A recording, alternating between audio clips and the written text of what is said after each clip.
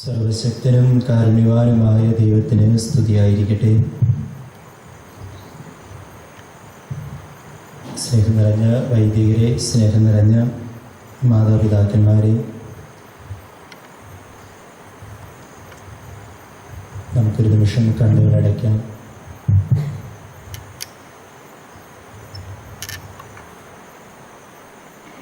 ഇക്കാലം അത്രയും ദൈവം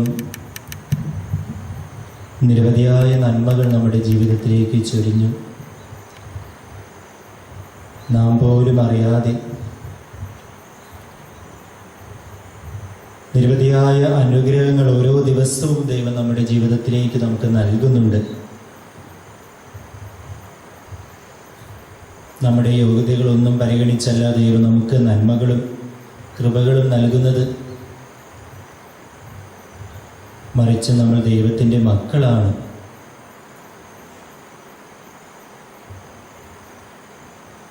ദൈവമേ, ഇക്കാലം അത്രയും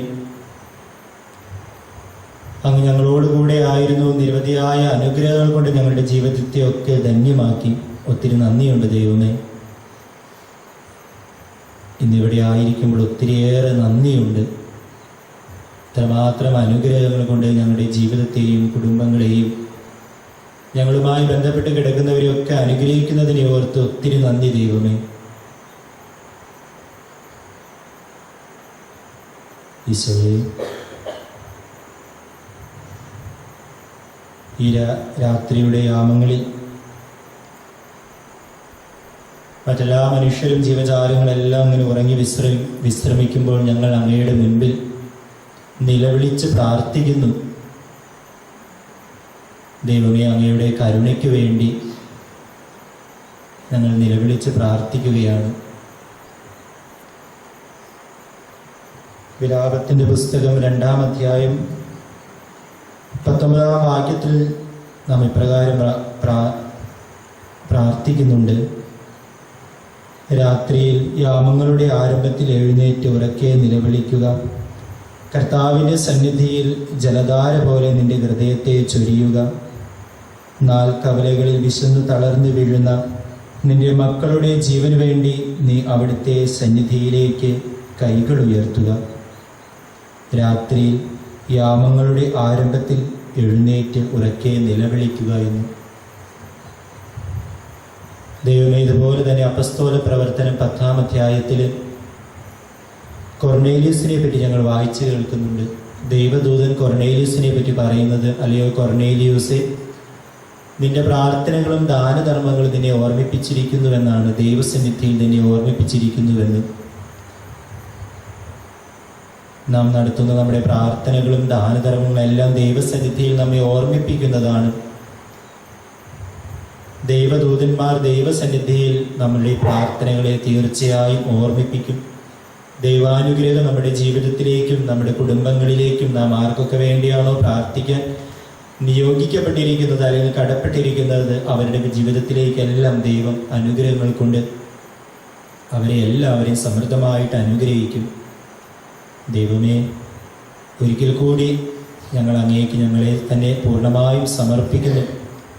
ഞങ്ങളുടെ കുടുംബങ്ങളെയും കുടുംബാംഗങ്ങളെയും ആർക്കൊക്കെ വേണ്ടിയാണോ പ്രാർത്ഥിക്കാൻ കടപ്പെട്ടിരിക്കുന്ന എല്ലാവരെയും അങ്ങ് സമർത്ഥമായിട്ട് അനുഗ്രഹിക്കണമേ. നിത്യം പിതാവും പുത്രനും പരിശുദ്ധാത്മാവുമായ സർവേശ്വരായ എന്നേക്കും. നമുക്കൊരു നിമിഷം ഇരിക്കാം.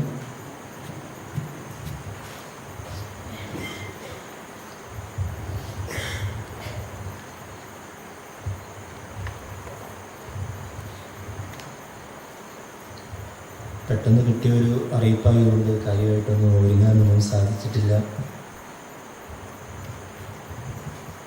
എൻ്റെ ഓർഡിനേഷൻ ഡിസംബർ 26-ാം തീയതി ആയിരുന്നു. അപ്പോൾ ഈ ദിവസങ്ങളിൽ ഞങ്ങൾക്കിങ്ങനെ റിസപ്ഷനൊക്കെ ഉള്ള ദിവസമാണ്.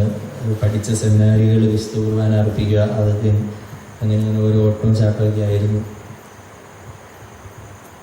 അപ്പോഴാണ് പെട്ടെന്ന് ഇവിടെ നിന്നൊരു വിളി വന്നത്, വരാമോ എന്ന് ചോദിച്ച്. ഇവിടുത്തെ വൈദികരോടും ഈ ധ്യാന കേന്ദ്രത്തിനോട് ഒത്തിരിയേറെ കടപ്പാടുള്ളതുകൊണ്ട് പിന്നെ ആലോചിക്കാൻ നിന്നില്ല. അങ്ങോട്ട് തന്നെ ബസ് കയറി വന്നു. എൻ്റെ നാട് കാലടിയാണ്, എറണാകുളം പെരുമ്പാവൂർ കാലടി. ഈ വർഷം ഞങ്ങൾ 14 വൈദികർ MCV സഭയ്ക്ക് വേണ്ടി പൗരോഹിത്യം സ്വീകരിച്ചു. കേരളത്തിനകത്തും പുറത്തും നിന്നുള്ളവർ ഞങ്ങളുടെ അപ്പോയിൻമെൻ്റൊക്കെ കിട്ടി. ഞങ്ങൾ പലരും കേരളത്തിന് പുറത്തേക്കാണ് അപ്പോയിൻറ്റ് ചെയ്തിരിക്കുന്നത്. അപ്പോൾ എല്ലാവരും തീർച്ചയായിട്ടും ഞങ്ങളുടെ മിഷൻ പ്രവർത്തനത്തിന് വേണ്ടി കാര്യമായിട്ട് തന്നെ പ്രാർത്ഥിക്കണം. നിങ്ങളുടെയൊക്കെ പ്രാർത്ഥനകളാണ് ഞങ്ങളുടെ ജീവിതത്തെ പലപ്പോഴും ശക്തിപ്പെടുത്തുന്നത്, മുന്നോട്ടൊക്കെ നയിക്കുന്നത്. നാളുകൾക്ക് മുമ്പ് ഇവിടെ ബ്രദറായിരുന്നപ്പോൾ ടോക്ക് കൊടുക്കാൻ വേണ്ടി വന്നു. ആദ്യമായിട്ടാണ് ടോക്ക് കൊടുക്കുന്നത്. അതിൽ എക്സ്പീരിയൻസ് ഒന്നുമില്ല. 10 പേരെ കാണുമ്പോൾ ശരീരമൊക്കെ ഒരു വിറയൊക്കെ ഉള്ളതാണ്. അതുപോലെ രോഗമൊക്കെയാണെന്ന് ആരും വിചാരിക്കരുത്. ഒരു ഭയം ഉള്ളിലുള്ളതുകൊണ്ടാണ്. അപ്പോൾ ഒരു നാൾ തെരേസമ്മ കാര്യമായിട്ടൊക്കെ ചിരിക്കുന്നുണ്ട്. ഒരു നാൾ ഞാൻ ഇങ്ങനെ ടോക്ക് കൊടുക്കാതിരുന്നപ്പോൾ തെരേസമ്മ പറഞ്ഞു, മോനെ പേടിക്കണ്ട, ഞാൻ മോന് വേണ്ടി ഇരുന്ന് പ്രാർത്ഥിക്കാമെന്ന് പറഞ്ഞു. അപ്പോൾ തെരേസമ്മ ഇങ്ങനെ മുന്നിൽ വന്നിരുന്ന് ഇങ്ങനെ കണ്ണൊക്കെ മേടിച്ചിങ്ങനെ നോക്കുന്നുണ്ട്. അപ്പോൾ അങ്ങനെയൊക്കെയാണ് നമ്മളിങ്ങനെ ശക്തിപ്പെടുത്തി ഇവിടെ വരെയൊക്കെ എത്തിച്ചത്. അപ്പോൾ ഇന്ന് നമ്മൾ ധ്യാനിക്കാൻ എടുത്തിരിക്കുന്നത് യോന പ്രവാചകന്റെ പുസ്തകത്തിൽ നിന്നുള്ള ദൈവവചനമാണ്. അമിത്യായുടെ പുത്രൻ യോനായിക്ക് കർത്താവിൻ്റെ അരുളപ്പാടുണ്ടായി. നീ എഴുന്നേറ്റ് മഹാനഗരമായ നിനവേയിൽ ചെന്ന് അതിനെതിരെ വിളിച്ചു പറയുക. എന്തെന്നാൽ അവരുടെ ദുഷ്ടത എൻ്റെ സന്നിധിയിൽ എത്തിയിരിക്കുന്നു. എന്നാൽ യോന താർശീഷിലേക്ക് ഓടി കർത്താവിൻ്റെ സന്നിധിയിൽ നിന്ന് മറയാൻ ഒരുങ്ങി. അവൻ ജോപ്പായിലെത്തി അവിടെ താർശീഷിലേക്ക് പോകുന്ന ഒരു കപ്പൽ കണ്ട് യാത്രാക്കൂലി കൊടുത്ത് അവൻ അതിൽ കയറി. അങ്ങനെ താർശീഷിൽ ചെന്ന് കർത്താവിൻ്റെ സന്നിധിയിൽ നിന്ന് ഒളിക്കാമെന്ന് അവൻ കരുതി. എന്നാൽ കർത്താവ് കടലിലേക്ക് ഒരു കൊടുങ്കാറ്റ് അയച്ചു. കടൽ ക്ഷോഭത്തിൽ കപ്പൽ തകരുമെന്നായി. കപ്പൽ യാത്രക്കാർ പരിഭ്രാന്തരായി. ഓരോരുത്തരും താന്താങ്ങളുടെ ദേവന്മാരെ വിളിച്ചപേക്ഷിച്ചു. ഭാരം കുറയ്ക്കാൻ വേണ്ടി കപ്പലിൽ ഉണ്ടായിരുന്ന ചരക്കുകളെല്ലാം അവർ കടലിലേക്ക് വലിച്ചെറിഞ്ഞു. എന്നാൽ യോന കപ്പലിൻ്റെ ഉള്ളറയിൽ കിടന്നുറങ്ങുകയായിരുന്നു. അപ്പോൾ കപ്പിത്താൻ അടുത്തു വന്ന് അവനോട് ചോദിച്ചു, നീ ഉറങ്ങുന്നുവോ? എന്താണ് ഇതിൻ്റെ അർത്ഥം? എഴുന്നേറ്റ് നിന്റെ ദൈവത്തെ വിളിച്ചപേക്ഷിക്കുക. നമ്മൾ നശിക്കാതിരിക്കാൻ ഒരുപക്ഷെ അവിടുന്ന് നമ്മെ ഓർത്തേക്കും. അനന്തരം അവർ പരസ്പരം പറഞ്ഞു, ആര് നിമിത്തമാണ് നമുക്ക് ഈ അനർത്ഥം സംഭവിച്ചതെന്നറിയാൻ നമുക്ക് നറുക്കിടാം. അവർ നറുക്കിട്ടു. യോനായ്ക്ക് നറുക്ക് വീണു. അപ്പോൾ അവർ അവനോട് ചോദിച്ചു, പറയൂ, ആര് നിമിത്തമാണ് ഈ അനർത്ഥം നമ്മുടെ മേൽ വന്നത്? നിന്റെ തൊഴിൽ എന്താണ്? നീ എവിടെ നിന്ന് വരുന്നു? നിന്റെ നാട് ഏതാണ്? നീ ഏത് ജനതയിൽപ്പെടുന്നു? അവൻ പറഞ്ഞു, ഞാനൊരു ഹെബ്രായനാണ്. കടലും കരയും സൃഷ്ടിച്ച സ്വർഗസ്ഥനായ ദൈവമായ കർത്താവിനെയാണ് ഞാൻ ആരാധിക്കുന്നത്. അപ്പോൾ അവർ അത്യധികം ഭയപ്പെട്ട് അവനോട് പറഞ്ഞു, നീ എന്താണ് ഈ ചെയ്തത്? അവൻ കർത്താവിൻ്റെ സന്നിധിയിൽ നിന്ന് ഓടി ഒളിക്കുകയാണെന്ന് അവൻ തന്നെ പറഞ്ഞ് അവർ അറിഞ്ഞു. അവർ അവനോട് പറഞ്ഞു, കടൽ ശാന്തമാകേണ്ടതിന് ഞങ്ങൾ നിന്നെ എന്തു ചെയ്യണം? കടൽ കൂടുതൽ കൂടുതൽ പ്രക്ഷുബ്ധമായി കൊണ്ടിരിക്കുന്നു. അവൻ അവരോട് പറഞ്ഞു, എന്നെ എടുത്ത് കടലിലേക്ക് എറിഞ്ഞുകൊള്ളുക. അപ്പോൾ കടൽ ശാന്തമാകും. എന്തെന്നാൽ ഞാൻ നിമിത്തമാണ് ഈ വലിയ കൊടുങ്കാറ്റ് നിങ്ങൾക്കെതിരെ ഉണ്ടായിരിക്കുന്നത് എന്ന് ഞാൻ മനസ്സിലാക്കുന്നു. തുടർന്ന് നമ്മൾ വായിക്കുമ്പോൾ നമുക്ക് കാണാൻ സാധിക്കുന്നത് കുറേ അനർത്ഥങ്ങൾ യോനായുടെ ജീവിതത്തിലേക്ക് കടന്നു വരുന്നതായിട്ടാണ്. മറ്റൊരർത്ഥത്തിൽ പറഞ്ഞാൽ ദൈവത്തിൻ്റെ പദ്ധതിയുടെ ഭാഗമായിരുന്നു നിനവേ. ഈ നിനവേയിൽ നിന്ന് യോന പ്രവാചകൻ താർശീഷിലേക്ക് കപ്പൽ കയറുകയാണ്. ഈ താർശീഷ് എന്ന് പറയുന്നത് യോന പ്രവാചകൻ മെനഞ്ഞെടുത്ത, അല്ലെങ്കിൽ തൻ്റെ കഴിവും തൻ്റെ സാമർഥ്യവും ഉപയോഗിച്ച് മെനഞ്ഞെടുത്ത ഒരു ജീവിതാവസ്ഥയാണ് താർശീഷ്. അപ്പൊ ദൈവികമായ പദ്ധതിയിൽ നിന്നും താർശീഷിലേക്കുള്ള ഒരു യാത്രയാണ് യോന പ്രവാചകൻ നടത്തുന്നത്. നമ്മുടെ ജീവിതവുമായിട്ട് ഒത്തിരിയേറെ ബന്ധപ്പെട്ട് കിടക്കുന്നതാണ് യോനായുടെ ജീവിതവും. മറ്റൊരർത്ഥത്തിൽ പറയുകയാണെങ്കിൽ ദൈവത്തിന് മനുഷ്യനെ പറ്റി ഒരു പദ്ധതിയുണ്ട്. ആ പദ്ധതിക്ക് അനുസരിച്ച് ജീവിതത്തെ ക്രമപ്പെടുത്തിയില്ലെങ്കിൽ ജീവിതത്തിലേക്ക് അസ്വസ്ഥതകളും അരിഷ്ടതകളും തകർച്ചകളെല്ലാം കടന്നു വരും. വീണ്ടും നമ്മൾ യോനായുടെ ഇത് വായിക്കുമ്പോൾ യോനായുടെ പുസ്തകങ്ങൾ വായിച്ചത് അടുക്കാറാവുമ്പോൾ നമുക്ക് മനസ്സിലാകാൻ സാധിക്കും. യോന കപ്പലിങ്ങനെ കയറി പോകുമ്പോൾ കുറെ കൂടുതൽ അസ്വസ്ഥതകളും ആകുലകളൊക്കെ ജീവിതത്തിലേക്ക് കടന്നു വരുന്നുണ്ട്. അത് നിമിത്തം മറ്റുള്ളവരുടെ ജീവിതവും വളരെ കൂടുതലായിട്ട് അസ്വസ്ഥപ്പെടാണ്. ഒരുപക്ഷെ നമ്മുടെ ജീവിതവുമായിട്ട് ഇത് വളരെയേറെ ഈ കാലഘട്ടത്തിൽ ബന്ധപ്പെട്ട കിടക്കുന്നതാ തോന്നുന്നത്. കാരണം ദൈവം പ്രത്യേകമായൊരു പദ്ധതിയോട് കൂടിയാണ് നമ്മെ എല്ലാവരെയും സൃഷ്ടിച്ചിരിക്കുന്നത്. ജെറമ്യ പ്രവാചന പുസ്തകത്തിൽ 1-ാം അധ്യായത്തിൽ നാം വായിക്കുന്നുണ്ടല്ലോ, എനിക്ക് നിന്നെ പറ്റിയൊരു പദ്ധതിയുണ്ട്, അത് നിന്റെ നാശത്തിന് വേണ്ടിയുള്ളതല്ല, ക്ഷേമത്തിന് വേണ്ടിയുള്ളതാണെന്ന്. അപ്പൊ ഇതുപോലെ ഓരോ പദ്ധതിയുമായിട്ട്, അതിന്റെ ദൈവീക പദ്ധതിയുമായിട്ടാണ് നാം എല്ലാവരും രൂപം പ്രാപിക്കുന്നത്. പക്ഷെ വളർച്ചയുടെ ഏതോ കാലഘട്ടത്തിൽ നമ്മളെല്ലാവരും ഈ യോന താർശീഷിലേക്ക് മടങ്ങിയതുപോലെ നമ്മളും ജീവിതത്തിൽ നമ്മുടേതായ സ്വപ്നങ്ങളിലേക്കും അല്ലെങ്കിൽ നമ്മുടേതായ ആഗ്രഹങ്ങളിലേക്കും നമ്മളെല്ലാം പടുതുയർത്തുന്ന നമ്മുടേതായ താർശീഷ് എന്ന് പറയുന്ന പദ്ധതികളിലേക്കൊക്കെ നമ്മളിങ്ങനെ ചുരുങ്ങിപ്പോകുന്നുണ്ടോ എന്നൊരു സംശയം. അതിന്റെ പരിണത ഫലമായിട്ട് എന്താ സംഭവിക്കുന്നത്? ജീവിതത്തിൽ അസ്വസ്ഥതകളും ആകുലതകളും അരിഷ്ടതകളും ബന്ധങ്ങളിലൊക്കെ ഇങ്ങനെ അകൽച്ചകളും വികലതകളും ഒക്കെ രൂപപ്പെടുകയാണ്. ഇതേപറ്റി ഓർക്കുമ്പോൾ നമ്മൾ കാര്യമായിട്ട് ഓർത്തിരിക്കേണ്ടത് ഇസ്രായേൽ ജനതയുടെ ആദ്യ രാജാവിനെ പറ്റിയാണ്. ഇസ്രായേൽ ജനതയുടെ ആദ്യ രാജാവായിരുന്നു സാവൂൾ. ദൈവം സാവൂളിനെ തെരഞ്ഞെടുത്തു. സാമുവേലിന്റെ 1-ാം പുസ്തകം 13-ാം അധ്യായം തുടങ്ങി നമ്മൾ സാവൂളിനെ പറ്റി വായിക്കുന്നുണ്ട്. കേവലം ഇടയനായിരുന്ന ഈ സാവൂളിന് അറിയാമായിരുന്നു, ഇല്ലായ്മയിൽ നിന്നാണ് ദൈവം എന്നെ രൂപപ്പെടുത്തിയതെന്നും വെറും ശൂന്യനായിരുന്ന എന്നെ ദൈവം ഇത്രമാത്രം ഉയർത്തിയതെന്നൊക്കെ ഈ സാവൂളിന് അറിയായിരുന്നു. ദൈവം സാവൂളിനെ തിരഞ്ഞെടുത്തു. ദൈവം സാവൂളിന് പുതിയൊരു ഹൃദയം നൽകിയെന്നാണ് വിശുദ്ധ ഗ്രന്ഥം പറയുന്നത്. പക്ഷെ പിന്നീട് നമ്മൾ ഈ സാവൂളിന്റെ ജീവിതത്തിലേക്ക് തിരിഞ്ഞു നോക്കുമ്പോൾ കാണാൻ സാധിക്കുന്നത് വളരെ വലിയ തകർച്ചകളിലൂടെ ഈ സാവൂൾ കടന്നു പോകുന്നത്. എന്തുകൊണ്ടായി തകർച്ചകളിലൂടെ സാവൂൾ കടന്നു പോകാനുള്ള കാരണം ദൈവമായ കർത്താവ് അവനൊരു പുതിയ ഹൃദയം നൽകി. എപ്പോഴും ദൈവത്തോട് ആലോചന നടത്തിയിരുന്ന ഈ സാവൂള് ജീവിതത്തിൽ സുഖാനുഭൂതികളിൽ മുഴുകിയപ്പോൾ ദൈവത്തെ എവിടെയോ വെച്ച് മറന്നുപോയി.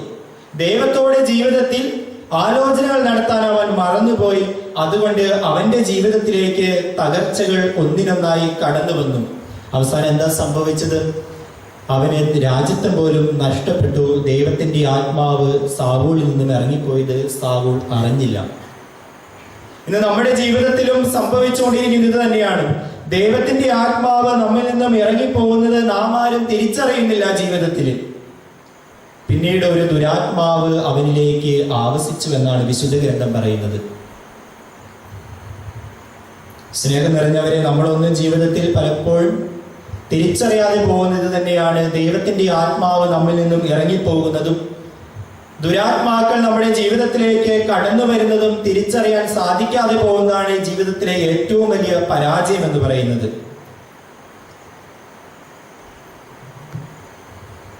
നമ്മുടെ വ്യക്തി ജീവിതത്തിൽ മാത്രമല്ല ദൈവത്തിന്റെ ആത്മാവ് ഇറങ്ങിപ്പോകുന്നത്, നമ്മുടെ കുടുംബങ്ങളിൽ നിന്ന് പോലും ദൈവത്തിന്റെ ആത്മാവ് ഇറങ്ങിപ്പോകും. നമ്മളെല്ലാവരും ഒരുപക്ഷെ നമ്മുടെ വീട് വെഞ്ചിരിപ്പൊക്കെ വളരെ ഭംഗിയായിട്ട് നിർവഹിക്കുന്നവരാണ്.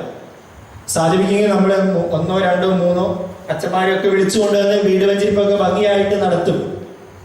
പിന്നീട് 1, 2 മാസങ്ങളൊക്കെ കഴിയുമ്പോൾ ആ വീട്ടിൽ നിന്ന് നമ്മളൊക്കെ കുടിയിരുത്തിയ ദൈവത്തിന്റെ ചൈതന്യം പിന്നീട് എങ്ങനെയോ ആ വീട്ടിൽ നിന്നും ഇറങ്ങിപ്പോകുന്നു. അതിന് കാരണം എന്ന് പറയുന്നത് ആ വീട്ടിൽ കുടുംബ പ്രാർത്ഥന നടക്കാത്തത് കൊണ്ടാണ്. ഇന്ന് പല കുടുംബങ്ങളിലേക്ക് കയറി ചെല്ലുമ്പോൾ ഒരു ജീവന്റെ തുടിപ്പ് കുടുംബങ്ങളിൽ അനുഭവപ്പെടുന്നില്ല. അതിനുള്ള കാരണം എന്താ പറയുന്നത്? കാരണം ആ കുടുംബങ്ങളിൽ ദൈവസ്തുതികൾ ആ കുടുംബങ്ങളിൽ നിന്നും ഉയർന്നു കേൾക്കുന്നില്ല. നാളുകൾക്ക് മുൻപ് നമ്മുടെ കുടുംബത്തിലുള്ളവരെല്ലാവരും ദൈവ തിരുമുമ്പിൽ ഒരു തിരികെ കത്തിച്ചു വെച്ച് നമ്മുടെ ജീവിതത്തിന്റെ അസ്വസ്ഥതകളും ബുദ്ധിമുട്ടുകളും ആകുലതകളും എല്ലാം ഇറക്കി വെച്ചത് ഈ ദിവികാരുണ്യത്തിന്റെ മുന്നിലായിരുന്നു. അതുകൊണ്ട് എന്താ സംഭവിച്ചത്? അതുകൊണ്ട് നമ്മുടെ ജീവിതത്തിലെ ബന്ധങ്ങളൊക്കെ വളരെ ശക്തമായിരുന്നു. നമ്മൾക്ക് മാതാപിതാക്കന്മാർക്ക് മക്കളെയും മക്കൾക്ക് മാതാപിതാക്കന്മാരെയും മനസ്സിലാക്കാൻ സാധിച്ചിരുന്നു. ഇന്ന് പലപ്പോഴും കുടുംബങ്ങളിൽ കുടുംബ പ്രാർത്ഥനകൾ നടക്കാത്തത് കൊണ്ട് ബന്ധങ്ങളിൽ വികലതകൾ വരികയും ആ ബന്ധങ്ങൾ നിഷ്പ്രഭമായി പോവുകയും ചെയ്യുന്നു. എസെക്കിയേൽ പ്രവാചകന്റെ പുസ്തകത്തിൽ പ്രവാചകൻ വിലപിക്കുന്നുണ്ട്. പ്രവാചകൻ വിലപിക്കുന്ന എന്തിനാന്ന് വിചാരിച്ചാൽ ദൈവത്തിന്റെ ആത്മാവ് ദേവാലയം വിട്ടുപോയി.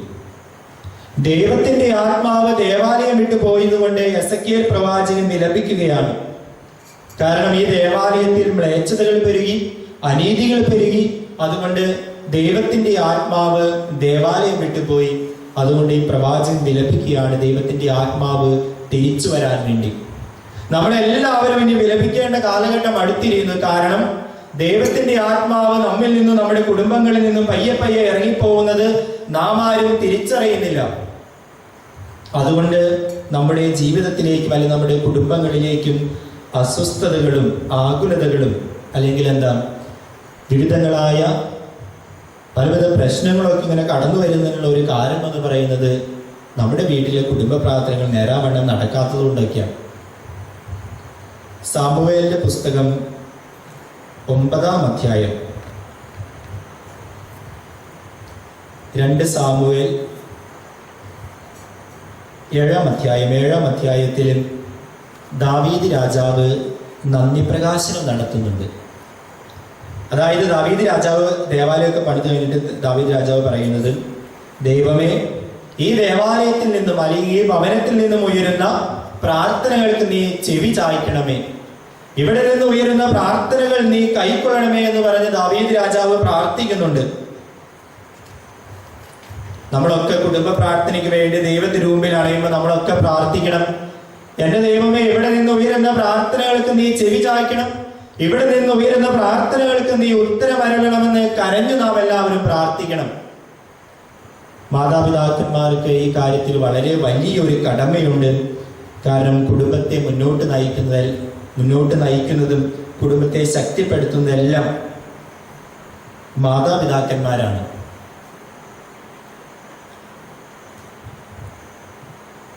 എല്ലാവരും ഉറക്കുന്നു പറഞ്ഞ ഹല്ലേലൂയ.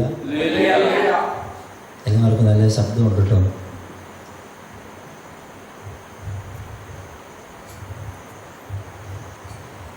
ഈ പ്രവാചകൻ ദൈവത്തിരുമുമ്പിൽ വിലപിക്കുന്നത് ദൈവത്തിൻ്റെ ആത്മാവ് ഇവിടെ നിന്നും ഇറങ്ങിപ്പോയത് കൊണ്ടാണ്. ദേവാലയത്തിൽ നിന്നും ദൈവത്തിൻ്റെ ആത്മാവ് ഇറങ്ങിപ്പോയാൽ ആ ദേവാലയത്തിനെ കൊണ്ട് എന്തു പ്രയോജനം? ജീവൻ നഷ്ടപ്പെട്ട ഒരു ശരീരത്തിന് പിന്നെ ആ ശരീരം കൊണ്ട് എന്താണ് പ്രയോജനമുള്ളത്? ഇതുപോലെ തന്നെയാണ് നമ്മുടെ ജീവിതവും നമ്മുടെ കുടുംബങ്ങളും. ആ കുടുംബങ്ങളിൽ നിന്ന് ദൈവസ്തുതികൾ ഉയരണമെന്നും ദൈവത്തെ ആരാധിക്കണമെന്നും ദൈവം ആഗ്രഹിക്കുന്നുണ്ട്. ജെറമിയ പ്രവാചകന്റെ പുസ്തകത്തിൽ നാം വായിക്കുന്നുണ്ടല്ലോ, അരപ്പെട്ട അരയോട് ചേർന്നിരിക്കുന്നത് പോലെ യൂദയാ ഭവനവും ഇസ്രായേൽ ഭവനവും എന്നോട് ചേർന്നിരിക്കണമെന്ന് ഞാൻ ആഗ്രഹിക്കുന്നു, പക്ഷെ അവർ വിസമ്മതിച്ചുവെന്ന്. നമ്മുടെയൊക്കെ കുടുംബങ്ങൾ ദൈവത്തോട് ചേർന്നിരിക്കണമെന്നും ദൈവസ്തുതികൾ ഉയർന്നു കേൾക്കണമെന്നും ദൈവം ആഗ്രഹിക്കുന്നുണ്ട്. പക്ഷെ പലപ്പോഴും അത് നടക്കുന്നില്ല. ഇന്നൊരു പക്ഷെ എന്തുകൊണ്ടാണ് നടക്കാത്തെന്ന് വിചാരിച്ചാൽ പലരും പറയുന്നത്, ഒന്നാമത് മക്കളെ പഠിക്കുന്ന സമയമാണ്, അവർ ആ സമയത്ത് അല്ലെങ്കിൽ ഒരു 5 മണിയോടുകൂടി സീരിയലൊക്കെ തുടങ്ങും. അത് തീരുമ്പോൾ തന്നെ ഒരു 9:30-10 മണിയൊക്കെ ആവും. അത് കഴിഞ്ഞിട്ടായിരിക്കും ചിലപ്പോൾ പ്രാർത്ഥനകളൊക്കെ തുടങ്ങുന്നത്. അപ്പോൾ എവിടെയോ ആരോ ഷെയർ ചെയ്തതാണ്, ഒരു വീട്ടിലിങ്ങനെ പ്രാർത്ഥന തുടങ്ങി, കുടുംബ പ്രാർത്ഥനയൊക്കെ തുടങ്ങി, 1-ാം രഹസ്യം കഴിഞ്ഞു, കുഴപ്പമില്ല, എല്ലാവരും ഇത് ആക്റ്റീവായിരുന്നു. 2-ാം രഹസ്യം കഴിഞ്ഞപ്പോൾ ഭർത്താവ് ഇങ്ങനെ പയ്യെ ഉറങ്ങി തുടങ്ങി. 3-ാം രഹസ്യം തുടങ്ങിയപ്പോഴേക്കും മക്കളൊക്കെ ഏകദേശം 4-ാം രഹസ്യം ആയപ്പോഴേക്കും ചേട്ടത്തി മാത്രമേ ഉള്ളൂ, ചേട്ടത്തിക്കും പയ്യെ ക്ഷീണമൊക്കെ ആയി. അതുകൊണ്ട് പിന്നെ 5-ാം രഹസ്യം ബാക്കിയുള്ളത് ആ വീട്ടിൽ ആരും ചെല്ലാറില്ല. നമ്മളൊക്കെ ഒന്ന് ആലോചിച്ച് നോക്കണം. നാളുകൾക്ക് മുൻപ് നമ്മുടെ കാരണവന്മാരെല്ലാവരും ദൈവതിരുമുമ്പിൽ പ്രാർത്ഥിച്ചതുകൊണ്ടല്ലേ അവരുടെയൊക്കെ കുടുംബങ്ങളൊക്കെ നിലനിന്നത്? അല്ലെ, എന്തുമാത്രം പ്രതിസന്ധികളിലൂടെയും പ്രശ്നങ്ങളിലൂടെയും രോഗത്തിലൂടെയും സഹനത്തിലൂടെയൊക്കെ കടന്നു പോയപ്പോഴും അവർക്ക് പിടിച്ചു നിൽക്കാൻ ശക്തി നൽകിയത് അവരുടെ കുടുംബ പ്രാർത്ഥനകളായിരുന്നു, ഒന്നിച്ചുള്ള കുടുംബ പ്രാർത്ഥനകളായിരുന്നു. ഇന്ന് ഈ കുടുംബ പ്രാർത്ഥനകൾ നമ്മുടെ ജീവിതത്തിൽ നിന്നും അന്യം നിന്ന് പോകുന്നത് കൊണ്ട് എന്താ സംഭവിക്കുന്നത്? പലർക്കും കുടുംബത്തിൽ നിലനിൽക്കാൻ സാധിക്കുന്നില്ല, നിലനിൽപ്പ് ലഭിക്കുന്നില്ല കുടുംബത്തിൽ. അപ്പൊ ഇന്ന് ഇവിടെ ആയിരിക്കുമ്പോൾ നമ്മളെല്ലാവരും ഒന്ന് ചിന്തിച്ചു നോക്കണം, എൻ്റെ വീട്ടിലെ കുടുംബ പ്രാർത്ഥനകൾ എപ്രകാരമാണ് നടക്കുന്നത്? അല്ലെങ്കിൽ അത് നേരാവണ്ണം നടക്കുന്നുണ്ടോ? നേരാവണ്ണം ദൈവത്തെ സ്തുതിക്കുവാനും ആരാധിക്കുവാനും എനിക്ക് സാധിക്കുന്നുണ്ടോ എന്നൊക്കെ നാം ഒന്ന് ആത്മാർത്ഥമായിട്ട് ഒന്ന് ചിന്തിച്ചു നോക്കണം.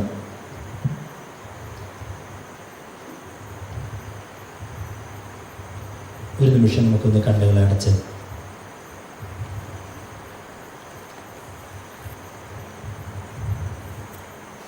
നമ്മുടെ കുടുംബ പ്രാർത്ഥനയെ പറ്റി ഒന്ന് ചിന്തിച്ച് നോക്കി. എപ്രകാരമാണ് അത് നടക്കുന്നത്, അല്ലെങ്കിൽ അത് നടക്കുന്നുണ്ടോ? എല്ലാവരും ഒത്തൊരുമിച്ചാണോ കുടുംബ പ്രാർത്ഥനകളൊക്കെ നടത്തുന്നത്? അല്ലെങ്കിൽ ഒരു വഴിപാട് പോലെ നമ്മളെല്ലാവരും അത് നടത്തുകയാണോ? ദൈവമേ, കാലം അത്രയും നിരവധിയായ അനുഗ്രഹങ്ങൾ നീ ഞങ്ങൾക്ക് നൽകി, പക്ഷെ അതിന് പ്രത്യുപകാരമായി ഒന്നും ചെയ്യാൻ സാധിച്ചിട്ടില്ല. എൻ്റെ ദൈവമേ, നീ ഞങ്ങൾക്ക് നല്ലൊരു ഭവനം നൽകി, നല്ലൊരു കുടുംബ ജീവിതം നൽകി, മക്കളെ നൽകി, എല്ലാ ജീവിത സൗകര്യങ്ങളെല്ലാം നൽകി. പക്ഷെ നിന്നെ ഓർക്കാൻ മാത്രം ജീവിതത്തിൽ സമയം ലഭിക്കുന്നില്ലല്ലോ.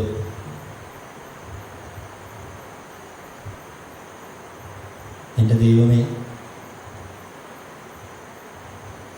ഞങ്ങളുടെ കുടുംബങ്ങളിൽ നിന്ന് ദൈവസ്തുതികൾ ഉയർന്നു കേൾക്കണമെന്നും ദൈവത്തെ സ്തുതിച്ച് ആരാധിക്കണമെന്നൊക്കെ നീ ആഗ്രഹിക്കുന്നുണ്ട്. സാധിക്കാതെ പോയ ദിനങ്ങളെ ഓർത്ത് ഞങ്ങൾ മാപ്പപേക്ഷിക്കുന്നു.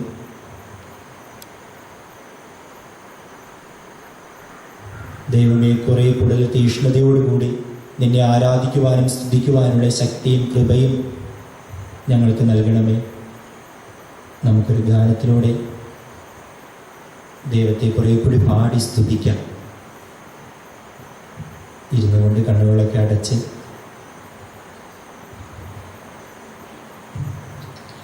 എന്നെ കൈ പിടിച്ചു